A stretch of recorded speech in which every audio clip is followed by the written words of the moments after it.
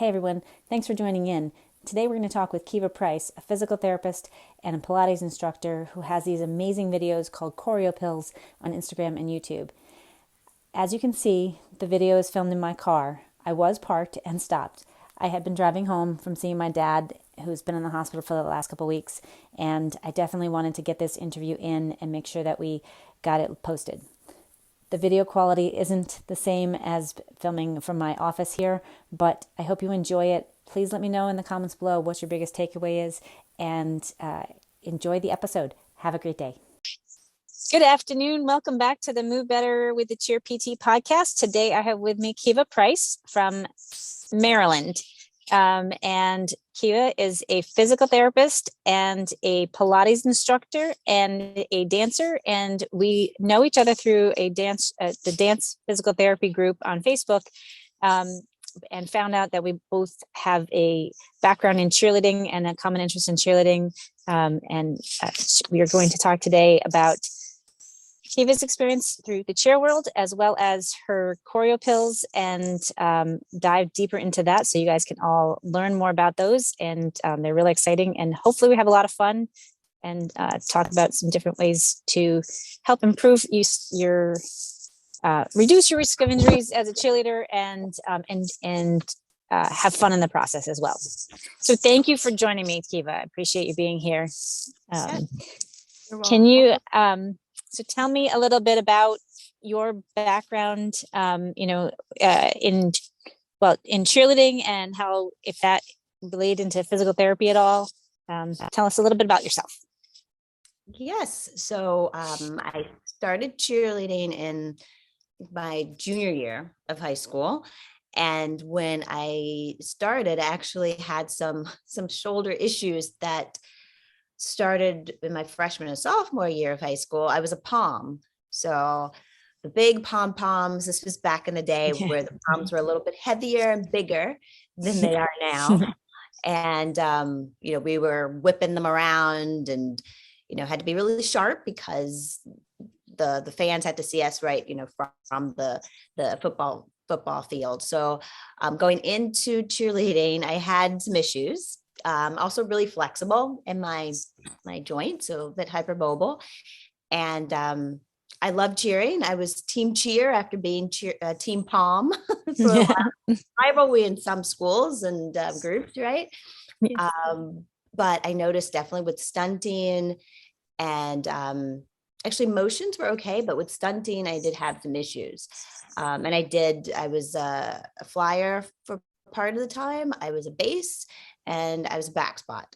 So I got to experience all the different areas with some shoulder issues. And I cheered for 2 years, the rest of my 2 years in high school. And then I also cheered in college. I went to University of Maryland, Eastern Shore. Awesome. And I cheered. And we had a co-ed team for a year or so. And so I got that experience. But yeah, over those years, I had some shoulder issues, and then I didn't really get it checked out until I was in PT school. I sort of managed my own discomfort, pain, with pretty much just knowing how to move and not stress the shoulder.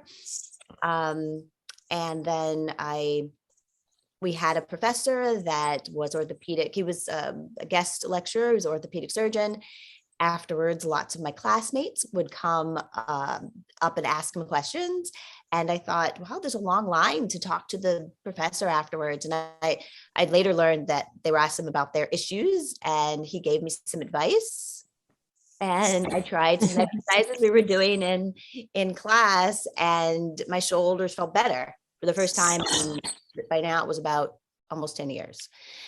And that's when I was even more of a believer in the PT, that I was learning and practicing that, this really works. I did it for a while, and I don't think I was stable and solid and strong enough, and the symptoms came back. So that led me to realizing, I need to do this on a regular basis until I get to a point where I can kind of maintain this pain-free And then that takes me into my own PT, cheer PT, I guess transition.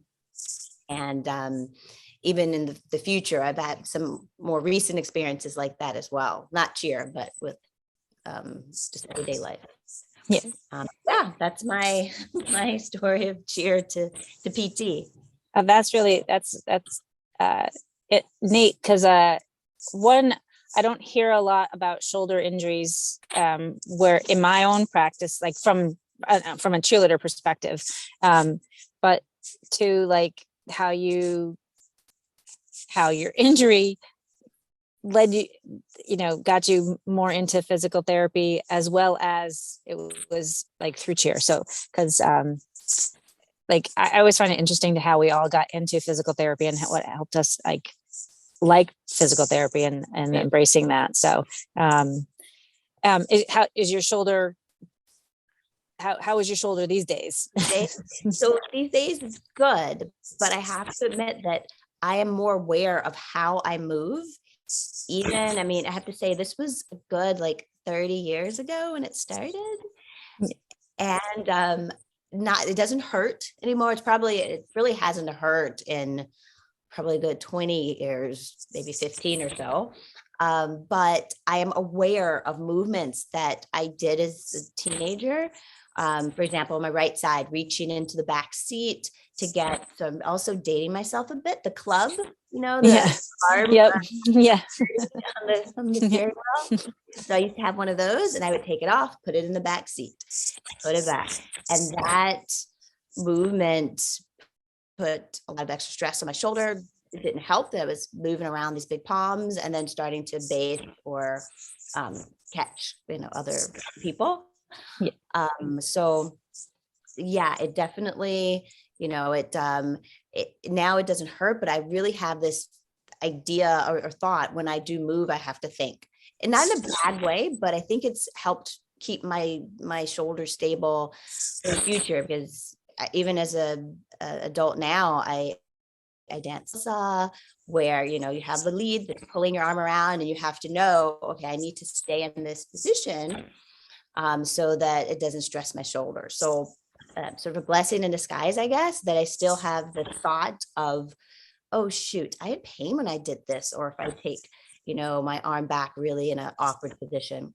And I'm still hypermobile, so it's not that that's, completely gone away, but only with extreme kind of, movement. And I don't do too many extreme things. Yeah. I did some tumbling as an adult. Good for you. That's awesome. Thing, not too major with tumbling. Yeah. So two things I want to touch on. Some hypermobility, and then the body awareness. And I'm going to talk body awareness and how you help that a little bit first, and then we'll dive into the hypermobility a little bit. But because something that I try to talk about a lot and try to empower my clients with is like learning what emotion feels like, where their body is in space, what feels good, what doesn't feel good, doing more of what feels good, finding that position, that like posture is not necessarily a static posture, but like moving through those postures so that you find a better position that feels good. And I think that that's an awesome example of how you do that, and just kind of correcting your shoulder, and specific exercises can help that. Do you find the same thing in your practice in general? Yeah, so not only shoulders, but the core, so back injuries and cheerleaders. I did do a workshop that looking at some of the research that stunting was one of the major, of course, injuries for cheerleaders, back pain or back injuries, and then just the movement of going into that arch. Right? Sometimes, so aesthetically, depends on like the coach and everything, or the cheerleader. It may look cool or cute. Others may want it to be toned down a bit, so you're not in this big arch. But what's helpful, especially if you need it to be toned down a bit and needing to move to the next move more quickly, you want to have that posture where you're deep abdominal muscles are contracted, the deep transverse abdominis, have that connection from the ribs to the belly button. So to protect your back, but then also that you can go from that position in a high V to, maybe down to a knee, kneeling, forward roll, come back up quickly.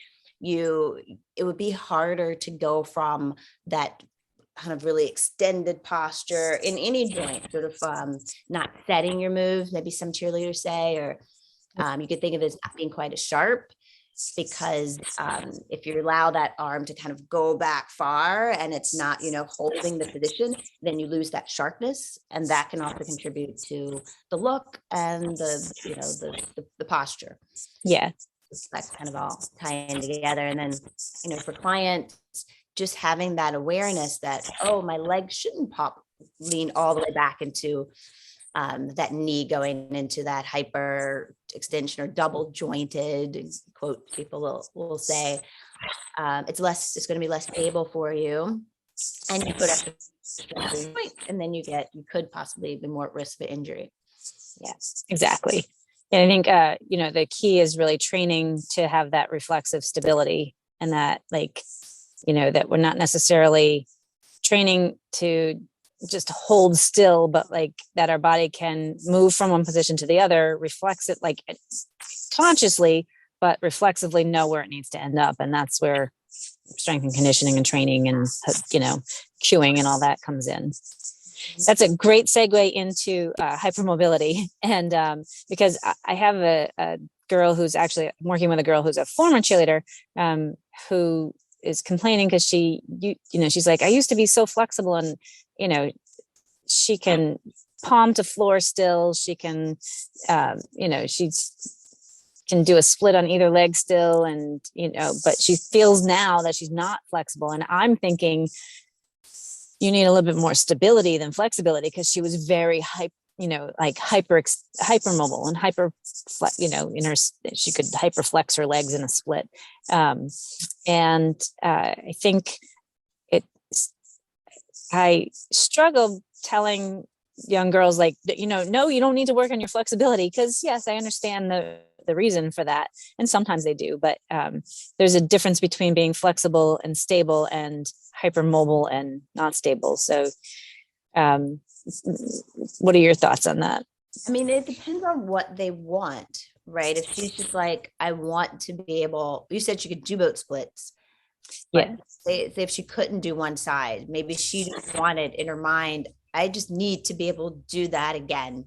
Part of that, cheerleader, dancers, gymnasts, we want that same, maybe other people do, right, but it may not be as important mentally, but if it's that she just feels tight, it may be, but she can still do the things like palms on the floor, the two splits. If she's just feeling tight, it might also be that some other muscles through the hips are contracting to keep some stability there in the pelvis. And then if she's continuously stretching that hip rotator, maybe, let's say, and then it does begin to get more flexible, then that can cause some of the stability to be lost. Because there's something that if she is feeling tight through her muscles, there may be a reason why those muscles are tight, because in some other place that joint is moving, especially for people that have the any clicking or popping or looseness. That's when you kind of know, okay, there's some ligament looseness where the joint's slipping around too much.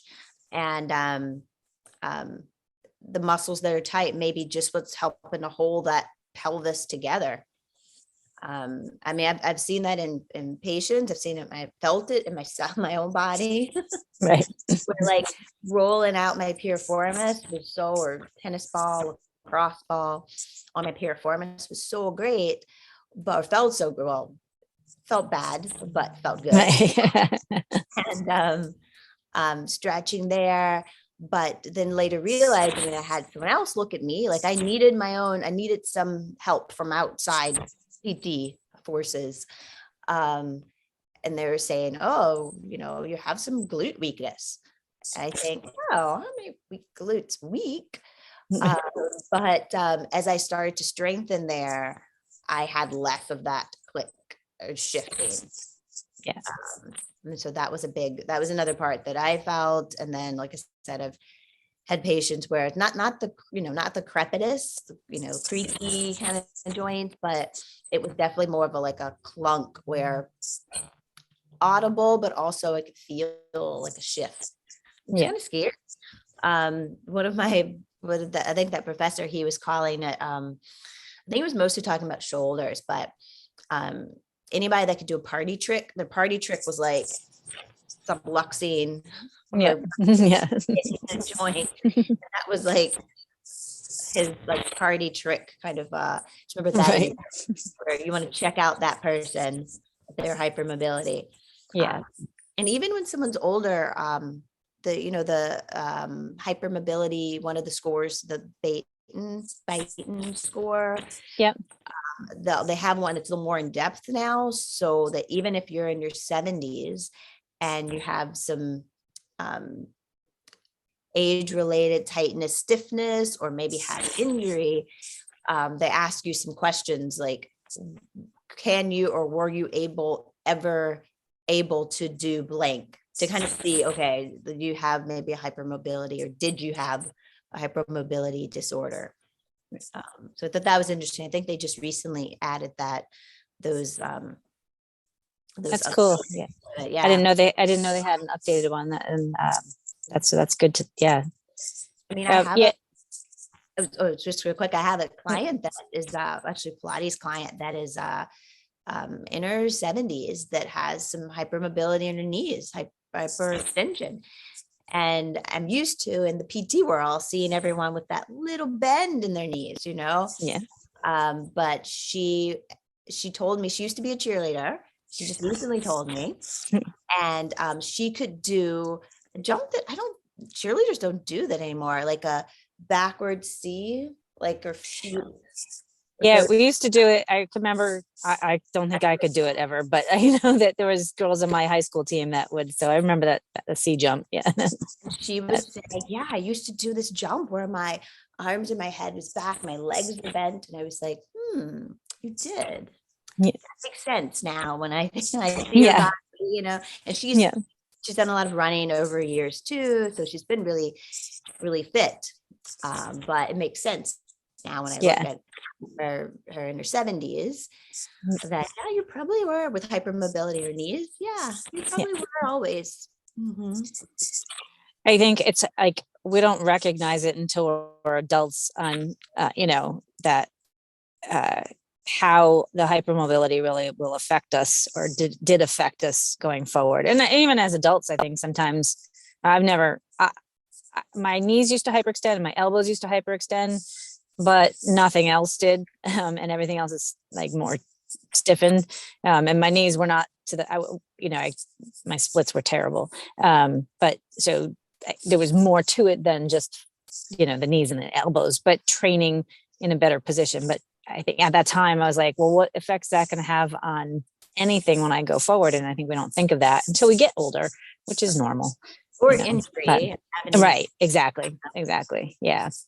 So how did you get into Pilates? And because my perception, like with being for hypermobile people in general, and not just hypermobile people, but I think Pilates would be excellent because it's based on stability, it's based on good mechanics. And so how'd you get into Pilates? Well, initially I saw I didn't know anything about it. And I saw that there was a flyer on my boss's desk for a continuing education class for Pilates, for PTs. And this was probably maybe 02, 03. And I didn't know much about it. And they paid for our continuing ed. And I thought, okay, the lady on the flyer looked the moves sort of look like dance moves. Also used to do like ballet and jazz and tap. So she was doing some pretty pose and I thought, oh, this looks cool. So that was my first introduction to it. I got certified. I used some of the exercises in PT, but I didn't really delve deeper until a few years later, we actually worked with it was the owner of the clinic that did the workshop that I got certified through, Matt, as well as the Pilates equipment. And it was a combination of physical therapy and Pilates, and the gym owner was a physical therapist. And so I did both there. And then more recently, I've started working with having more Pilates clients, and then really incorporating it even more into my PT world. And as I did more Pilates teaching virtually, where I'm physically doing movements, I think that really helped my own back issues I'd had a few years ago, SI joint kind of extra movement going on there. The frequency of me doing it and doing it for pretty consistent, pretty much almost, I guess now 2 years, 3-4 days a week. That really, really helped. I mean, that was a big point for me, realizing just really how much home exercises the client needs to do. And then how the training, like the cueing with Pilates instructors are really something I learned that as a PT, I had a lot of respect for the Pilates instructors, because they really knew the ways to cue certain exercises, which really depends on the person. They made it different cueing, but to have a deep into those those deeper muscles, to have that connection to them, to figure out, that helps body awareness. And then on the cheer side of it, if you have that body awareness, I also will notice someone that has that body awareness has that aesthetic, that beautiful position for their jumps, when they're going up in a stunt, or even if they're holding the stunt, making sure they're not in a crazy arch and like an extension over their head, that they have that stability. So not only for the functional, but also, Right. if there's someone that's just like, oh, I don't see it. It's also for the beauty of the move and everything. So I've only taken like 2 or 3 Pilates classes in my life, and I've never used the machines or the equipment. But what I always come away with is I always felt longer, and I envision longer lines basically with cheer, especially and it's not like my height physically actually changed, but just my body felt longer and felt like it was more stacked and in a better position. Right. So just having the awareness for like one Pilates exercise, single leg stretch or single straight leg stretch, where PTs, it would be, think of a straight leg raise for one leg. And for like a cheerleader or dancer, it's being able to kick the leg up with that nice straight knee, right? Not hyper extended, but not so pretty bend end. So if you need to get the leg up into a heel stretch, it's nice and pretty and straight going into that heel stretch or going into the air basque. And doing that exercise, you'll get that feel as you're cued, you'll get that feel for how the leg needs to be, how the muscles need to be contracted. So ideally, you're going to get the carryover from the Pilates exercise to your stunt or to your dance move. And ideally, hopefully that also can be everyday life too. Right. I mean, that's our whole hope for it, is that it carries over into more than that. It helps stunting and cheerleading and tumbling and all of that, but it also carries over into everyday life, so that you're not walking around in pain, or you're not walking around all slumped over and looking. Right. So switching a little bit to injuries, in the clinic or in like, I know you've had the joy of my headphones, earbuds. I know you've had your shoulder injuries. And we've talked a little bit about back injuries being a really common cheer injury. Have you seen other injuries in cheer that, like, in your own practice that, or on your teams that, and how have they recovered, and how, like with getting back, and are they able to fully recover? Yeah. So things like ACL tears. I've seen younger ladies with ACL tears probably over the past, maybe my career. So I've been practicing about over 20 years, but earlier on, we weren't seeing so many younger female ACL tears, repairs. I mean, there's two things. There's the fact that ladies, even not obviously other than cheerleading too, ladies are playing and involved in more sports over the past probably 40 years or so. But also the amount of practice and the skill level has increased like tremendously. From, back in my day, if you could do a back handspring and a back tuck, you were like amazing, and now like, I know. That one out of 5, or something. So even with, and then so, with the repair there, recovery, especially because they're wanting, getting back to that high level, it really does take those, the work on all the stability through the knee, and then really just being able to pace themselves as far as, from reaching one milestone, then going to the next, then you have this amount of stability, then you do this, and making sure that you kind of follow this pattern protocol, you could say, to get back to full recovery. I mean, especially as a, teenager, 20 something, probably even, 30-year-old, you can get back to your prior skill level.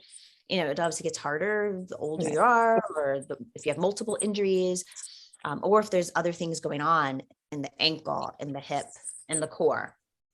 So that's the importance of making sure you're strong and doing something, some cross training, or doing something before you get to just cheer practice.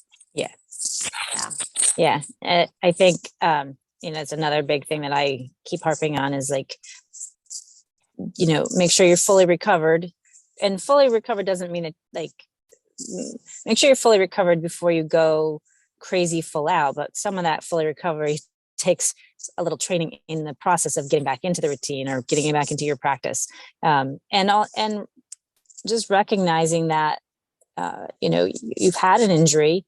It doesn't mean it has to stop anything, but it's an awareness that you have to keep maybe getting stronger there, or build other things up so that you prevent another injury, because that first injury can lead to another injury, especially if you don't take the time to recover. And I think all of us want to get back to doing, when we injure ourselves, we want to get back and doing what we want to do yesterday, but it takes time. The body has to heal, and you have to do the work. And then you have to keep doing the work, just like you had said earlier too. That's the thing, to keep doing it. And then that's, so that repetition, you may not need it, let's say every day, like you maybe need it to do exercise before, but maybe it's 3 times a week. Maybe it's, kind of in between, or a part of your practice, like you do something a little before. So I kind of use my my Khoreopils for the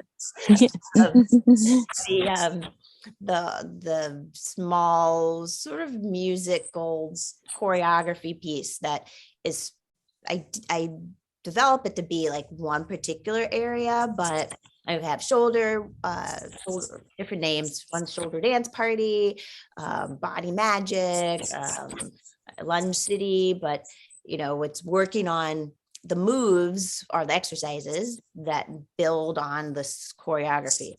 And so the idea, well, I can tell you how I thought about it too, is that I'm used to, and even still, doing some random 8 counts of a dance routine that I did like in high school or in college.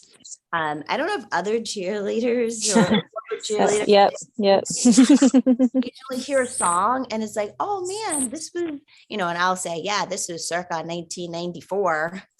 And, from this whatever routine, not the whole thing, but like, 8 to 32 counts of a song. And I really remember like all of the moves, and I've done it.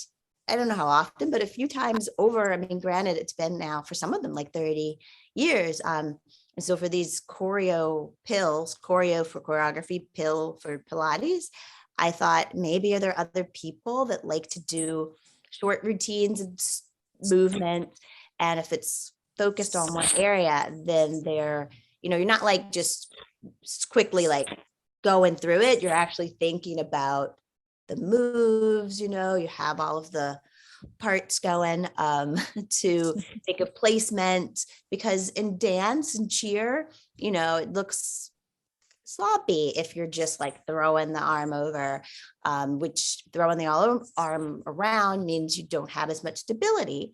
So if you're placing the move, you're have more body awareness, you're getting that stable position. And then if you like to do it, if it's to fun music, then hopefully that'll make you want to do the exercises, the Khoreopil, the exercises more often. So that's a great way to get it, for multiple reasons, especially because I think music lifts your spirit in general, like whatever music you enjoy, and if you have something that's making you want to do something more, then you're more likely to do it and follow through. So that's great. You talk about the routines that you remember from, and looking at yours, like, so we'll talk about your Instagram later and where to go find the Khoreopils, but you did a sequence on Thriller. I think in October or Halloween time or something around then, but that was my, so the dance I remember is from Beat It. Like we did a dance when I was a junior in high school. And so that brought me right back to them, I was like, oh, I remember that, so it will always bring you back. And I know kids that I used to coach, when they graduated, they came back and did their routines. And I was like, that's really awesome that you can, remember the dance routines or the stunt sequences and the timing of that. And, it's really fun. That's, in your head. We did have a cheer. Well, it was for our homecoming in college, and most of the ladies that came back were in 40s. And the cheers, if someone just yells out whatever, the end of the cheer, it's like, oh yes. Yeah. It's like victory, like it's in your body. Maybe you miss, maybe right leg is forward as opposed to left leg forward, but you kind of have the basic, move. It's like, oh wow, I haven't something, I don't practice those a lot. There's some actually there are a few that I still randomly do. That one in particular, and I talked to a patient, they're doing an exercise, PT patient, and I'm like, control is the key. Victory. But I tried not to always let that part come out. I know. Sometimes I do. I love laugh, but I'm like, control is the key to take that victory. But,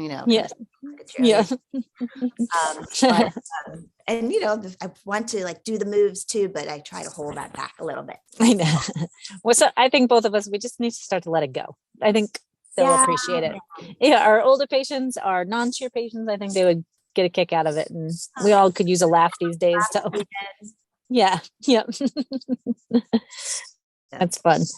So you and I have talked about doing some cheer pills, so hopefully those are going to come out sometime soon, and make them cheer specific. And so I'm really excited about that, and to see what you can come up with, we can come up with together, because they're really your Khoreopils are really fun, and they're short and easy, and quick to follow. So the goal is to make them not super hard, but when I do a class, I can always make it, depends on the people in the class, I can always make it a little easier if need be, or a little harder, add in and some half counts, 1 and 2 and 3 and 4, or maybe I need to go 1, 2, 3. So you can vary the moves, which makes it easy. And the idea is, you'll do the exercises, which are the choreography, and then maybe if you like, you can put it together to do the Khoreopil. You have I did the video and the music, actually, which is my newest hobby that I like, actually making the beats, it's been a whole nother area I didn't realize I enjoyed. But I'll make the music, and then depending, I can always slow it down if someone needs a little slower. That's awesome. That's right up our cheer alley. Like, because music is part of everybody's routine, and even in practice, whatever, I think that's a great skill. That's one of my hardest things to do, is put anything together that way. So I think that's amazing.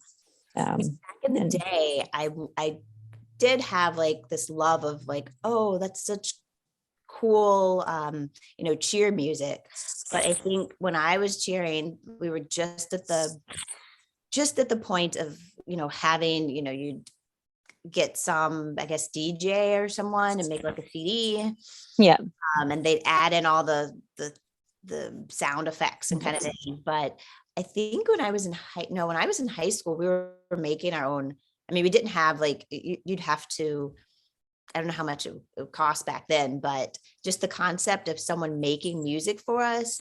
And when I was in high school, no, that wasn't happening. We just had our own music, and the coach was able to, I think this was just the tapes, Yeah.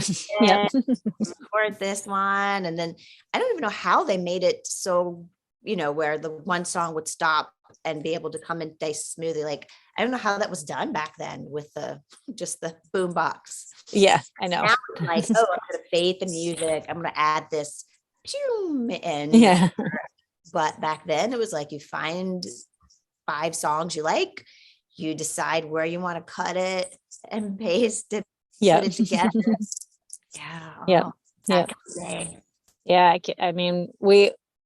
We never had like mixed music when I was in high school, and then we did in college when I was competing in college, but we just paid the choreographer and he put it all together, so we didn't even think about it.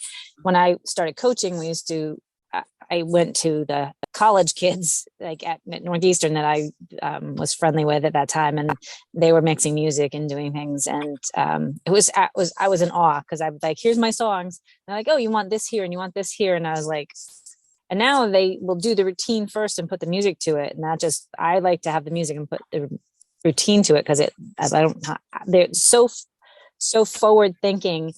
I think it's amazing. And so being able to mix music like that's a true gift. So it's really cool. I give you credit for learning how to do it, and and then incorporating it into your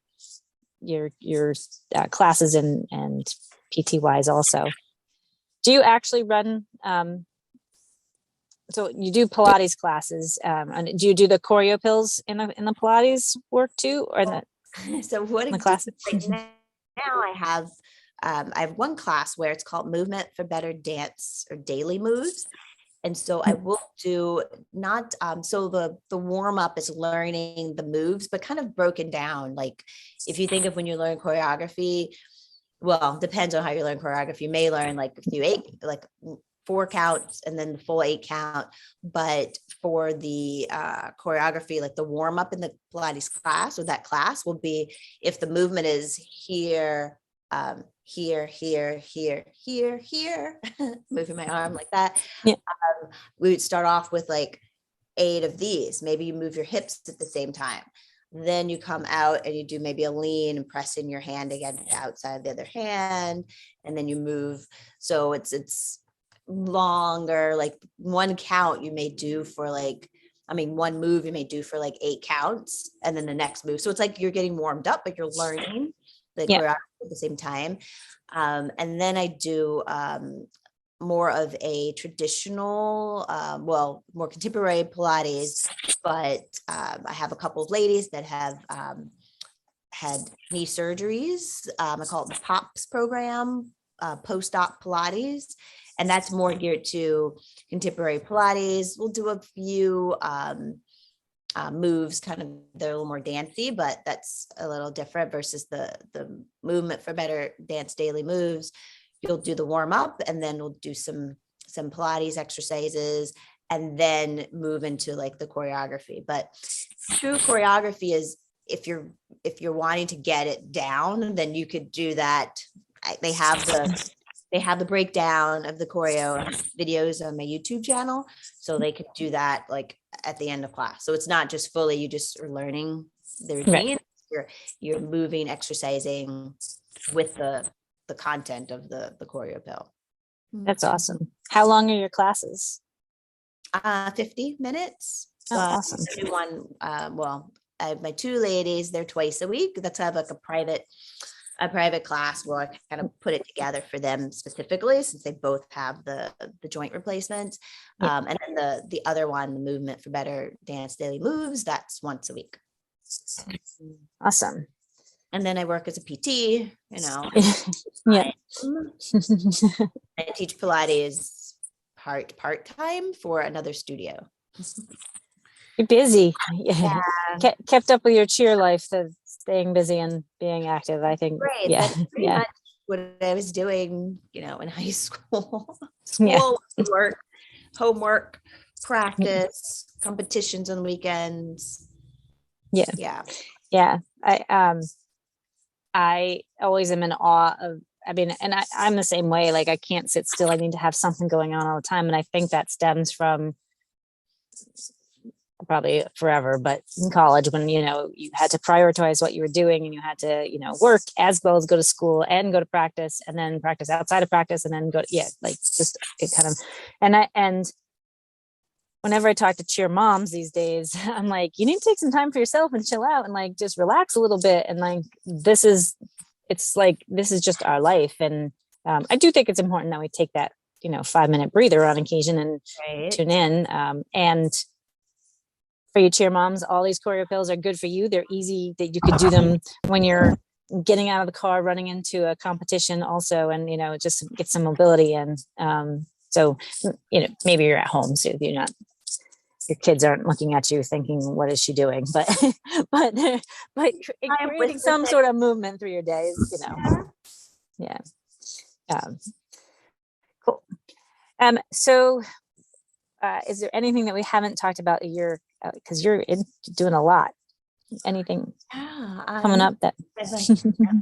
Well, I also partner with a vegan vegetarian chef, and we do an event. We've done some virtual. Our upcoming one is actually going to be in person in the Washington, D.C. Actually, it's going to be in Northern Virginia, Alexandria area, but we've so that in person one, but we're going to do one. We'll do others virtually, where she teaches a small cooking class, a vegan dish, and then I teach a Pilates class, Pilates/Khoreopils, and then we both love Latin dance. My dance of choice is salsa, and hers is bachata, and we teach basic salsa and bachata, and it's a 2-hour event. That's awesome. And we're called Get Up, Veg Up. I love it. That's awesome. So we have a Galentine's event coming up. We're like I said, we're doing it in person. Last year we did it virtually, but if we had interest in people doing it virtually, that's another possibility. So So we do those. Both of those are kind of like kind of a side project through our own businesces. So she's a vegan chef, and then with me, the Pilates Khoreopils. And so, and then our both our love of dance. So we both are social dancers too. So we'll travel dancing to dance conventions, and hopefully soon to get back out and doing more. Yeah. But that's my cheerleading now, the dancing salsa. You know, you have a partner. It's very social. Yes. It's fun. So yeah. So I think that's what I miss about cheer the most is like you didn't have to think about exercise. Like we went to the gym and we exercised, but like it was just you were active and you were learning something new all the time. And you and I had talked before about, you know, I'm interested in taking a salsa class. So you're just reminding me that I need to trying it on that now and find a way to do that. So lots of places are opening up now too. I mean, you know, I guess it depends on where you are, but where I am, it's mask, you know, you're masking. And, there's basic classes, and then there's social dancing, and then there's this great concept of the conventions or congresses all over the world. I mean, from all over the US all the way to there's one in Slovenia recently, as well as Warsaw has a great congress. I've been to one in Paris and London. There's one in I believe it's in Benin in West Africa. So all over Thailand, so all over the world. True. So it kind of gives me my love of cheer kind of gets, or my passion for cheer kind of gets what do I want to say, or thirst for cheer gets quenched from from dance. Like my extra movement high, I guess. So I'm going to ask you this question, but I'm going to say my answer from that as your takeaway, like whether you're a parent, a coach, an ex-cheerleader, a current cheerleader, finding that way to continue on your love for what you do, finding a way to move with that and have fun with it. That's my fitness takeaways. It doesn't have to be structured. I do think structured exercise has its place, but finding a way to move and doing something you enjoy is a great way to incorporate that movement through your day and keep your mobility and your stability and all of that up. So my question there that I just answered, I feel like that's Jeopardy, but so can you give us a takeaway tip that people could try at home that's easy for somebody to be able to do at home? Doesn't matter, anywhere on the health and fitness scheme realm. I'd say, I mean, a big part is working on just your kind of overall mobility, I'd say. So just checking in with your body, like how it feels throughout your day. So maybe that's sitting or standing, but making sure that you have that, you know, how the neck moves, you know, how the shoulders move. So just getting in, okay, can I turn left and right with my head and feel, you know, relatively comfortable? No, you know, real pain. Can I look down and look up? Does my arm reach all the way up over my head? You know, can I move my ankle back and forth? Just kind of giving your body like a kind of checkup would be great. Of course, with your daily movement is ideal, like you were saying too, but just making sure you don't have any particular limitations on one side versus the other. And if you did notice, then that's when you talk to your doctor, talk to your physical therapist. It may just mean, okay, there's some particular reason one muscle, one joint is stiffer than the other, but we want to ideally doctor and PT and coaches to know about that before it becomes a real like problem. So I'd say exactly. Body check, just the basics, you know, and then if there's an issue, then get in to talk to someone. The earlier you can preempt something is the better, the faster you'll have the recovery too. So This is awesome. I'm excited for everything you're doing, and I love watching your the Choreopils on Instagram. Where can everybody reach you, and how can they contact you if they have any questions about anything or your classes and all of Yeah. that? The easiest way I'd say is, well, Instagram is Keva Price Pilates. And then same name, Keva Price Pilates for YouTube. And then the on my Instagram, there's a link tree, sort of a link in the bio, and then it has the links to class. I also have a Facebook page as well as the YouTube and Instagram, but all of it's through. And then Keva Price Pilates is also my Gmail address. Perfect. And I will post all that in the show notes and then YouTube, down below in the description. Oh, yes. Yeah. And I think I've just learned how to do this. So keep an eye out for I'll take a link from your page and put a little, you'll see a little shadow of a link to that at the end of this video as well. Oh, nice. So all the fun things, that's what I've been learning lately, is how to do that.